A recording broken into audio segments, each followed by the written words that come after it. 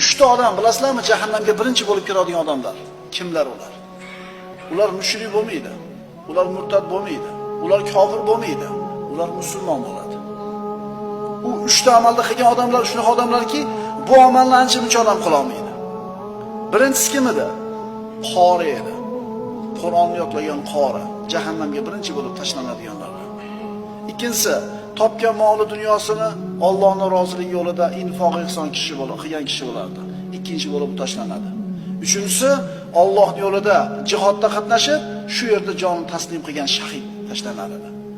Dunyodagi eng qiyin ishlar: ilm o'rganib, ilm o'rgatish, qiylanib pul topib Alloh yo'lida sarflash va o'zini jonini Alloh yo'lida fido qilishlik. Nima uchun ular birinchi tashlanadi? Chunki bularning uchalasini ham niyati Allohning roziligi emas edi. Boyaga moli dunyosini sarf qilganga aytadi Alloh taolo qiyomat kunida: odamlar seni xotamtoy, saxovat pesha deyishlari uchun qilgan eding, niyatingni bilardim. Alloh biladi niyatini. Odamlar seni xotamtoy dedi, sur buni jahannamga uloqtiriladi. Qorini olib keladi. Sen odamlar qori deysin deb Qur'on o'qiding, yodlading.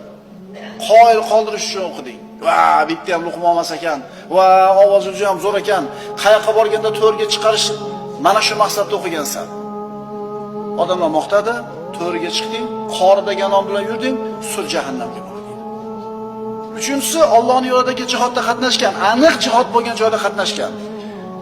Dushmanlar tomonidan qatl qilingan, ammo o'lib ketsam shahid bo'lib o'tib ketdi deyishadi, meni orqamdan falonchi rahmatli shahid deyishadi deb qilgan. Alloh taolo uni ham niyat yetkazdi. Jangga qatnashding, o'ldirilding dushmanlar tomonidan, odamlar seni shahid dedi, mukofotingni olding, sur jahannamga deydi. Alloh uchun bo'lsa qilish kerak, bo'lmasa yig'ishtirish kerak. Qanaqa amal bo'lishidan qat'iy nazar.